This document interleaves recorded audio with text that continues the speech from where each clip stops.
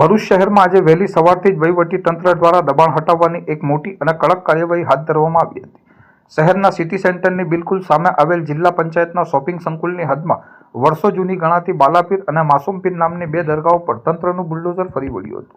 કોઈ પણ અપ્રિય ઘટનાને ટાળવા માટે વહેલી સવારે અંદાજે 4 વાગ્યાથી સમગ્ર વિસ્તારને છાવણીમાં ફેરવી દેવામાં આવ્યો હતો. આ કામગીરી એસડીએમ મનીષા માનાણી અને જિલ્લા પંચાયતના ઉચ્ચ અધિકારીઓની સીધી દેખરેખ હેઠળ હાથ ધરાઈ હતી, જેમાં સુરક્ષા વ્યવસ્થા જાળવી રાખવા માટે શહેર એ ડિવિઝન પોલીસ મથકના પીઆઈ આર.એમ. વસાવા, 2 પીએસઆઈ સહિત 40 પોલીસ જવાનો અને 30 હોમગાર્ડના જવાનોનો કાફલો ખડકી દેવામાં આવ્યો હતો.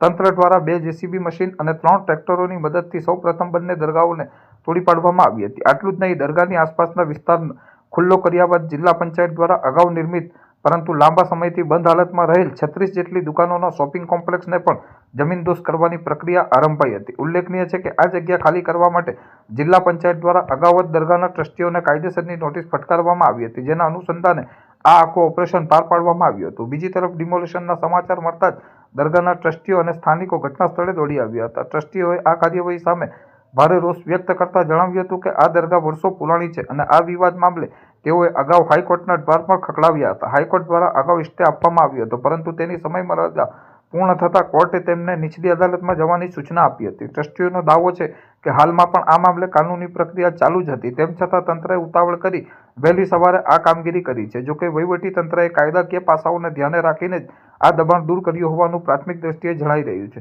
સમગ્ર ઓપરેશન દરમિયાન સ્થિતિ નિયંત્રણમાં રહી હતી અને કોઈક મોટો વિવાદ ન સર્જાય તે માટે તંત્ર અત્યંત સાવધ જોવા મળ્યું હતું.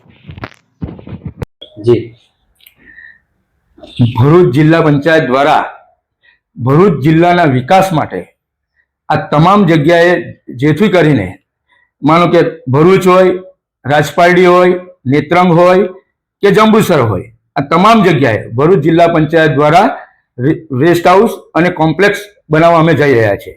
અને એના જ ભાગરૂપે આજે ભરૂચ જિલ્લા પંચાયત પોતાની જગ્યાએ કે જે બસ સ્ટેશનની સામે અને રેલવે સ્ટેશનની પાસે છે, ત્યાં એક વિશાળ કોમ્પ્લેક્સ અને વીવીઆઈપી રેસ્ટ હાઉસ બનાવવા જઈ રહી છે.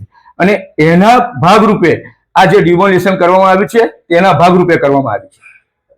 દરગાહ પણ એક અંદર હતી, ડિમોલિશન દરમિયાન એને પણ હટાવવામાં આવી, વિવાદ ઉભો થયો છે, શું કહેશો? એમાં વિવાદ જેવું કઈ છે જ નહીં. આ જિલ્લા પંચાયતની જગ્યા હતી અને એમાં 3 વાર એમને નોટિસ આપવામાં આવી હતી. ત્યાર પછી સુનાવણી કરવામાં આવી. સુનાવણી પછી પણ એમને સમય આપવામાં આવ્યો હતો, પણ એમની માલિકી છે એવું કોઈએ પુરાવો કરી શક્યા નથી. અને ત્યારબાદ પણ એ લોકો હાઈકોર્ટ ગયા તો હાઈકોર્ટે પણ અમને આગલા તારીખ સુધી એમને કીધું કે જશે તે રવા દો. પછી એમણે હિયરિંગ કર્યું અને એમણે એ ખારિજ કરી નાખ્યું છે. અને એમણે એવું કીધું કે નીચલી કોર્ટમાં જાઓ. નીચલી કોર્ટમાં ગયા પછી પણ નીચલી કોર્ટે બી એમની અરજી ખારિજ કરી નાખી છે. એટલે એમાં બીજી કોઈ વિવાદ જેવું છે જ નહીં. એમાં કોઈ વસ્તુ નથી. આ વિકાસના ભાગરૂપે આ પ્રક્રિયા થઈ છે, એમાં બીજી કોઈ વસ્તુ આવતી નથી.